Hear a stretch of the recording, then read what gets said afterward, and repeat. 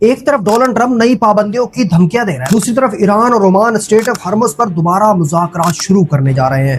Washington Iran پر تاریخ کی سخت ترین پابندیاں لگانے کی تیاری کر رہا ہے۔ ٹرمپ کا کہنا ہے کہ ایران کے پاس نہ نیوی ہے، نہ آرمی ہے اور نہ ہی اکانومی ہے۔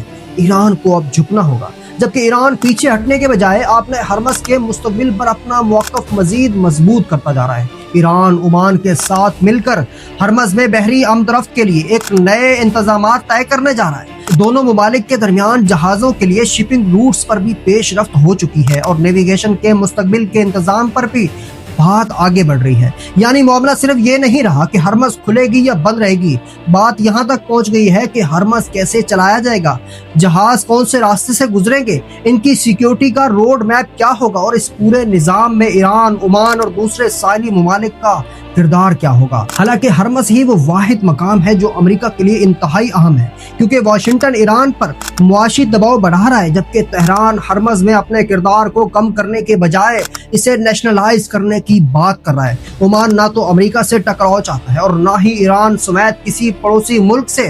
مسقط کی ترجیح یہ ہے کہ بحری تجارت بحال ہو، ہرمز کھلا رہے، کسی جنگ کی وجہ سے دنیا کی تجارت میں رکاوٹ نہ آئے۔ اسی لیے عمان اور ایران ہرمز کی سیکیورٹی آرکیٹیکچر بدلنے پر غور کر رہے ہیں۔ ایک طرف امریکہ دباؤ بڑھا رہا ہے، ایران اپنے موقف پر قائم ہے، عمان ایک نیا ریجنل ارینجمنٹ بنانے کی کوشش کر رہا ہے، جبکہ دوسری طرف خطے کے دوسرے ممالک بھی ہرمز کے بحران سے نکلنے کے لیے متبادل راستے تلاش کر رہے ہیں۔ کہیں ڈیفنس پیکٹ ہو رہے ہیں، کہیں الائز بن رہے ہیں۔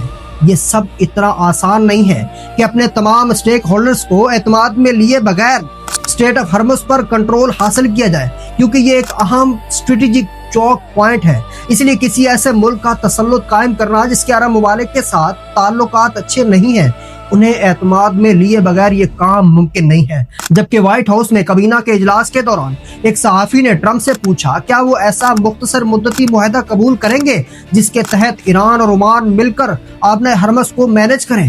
ٹرمپ نے جواب دیا کہ آبنۂ ہرمز ہر کسی کے لیے کھلی ہونی چاہیے اور کسی ایک ملک کے کنٹرول میں نہیں ہو سکتا۔ پھر عمان کے بارے میں کہا کہ عمان بھی باقی سب کی طرح اپنا رویہ رکھے، ورنہ ہمیں انہیں تباہ کرنا پڑے گا، اور وہ یہ بات اچھی طرح سے سمجھتے ہیں۔ فوکس نیوز کو انٹرویو دیتے ہوئے ٹرمپ نے عمان کو براہ راست مخاطب کرتے ہوئے کہا کہ اگر عمان ہمارے راستے میں آیا تو اس پر شدید بمباری کریں گے، لیکن اس کے باوجود عمان پیچھے ہٹتا دکھائی نہیں دے رہا۔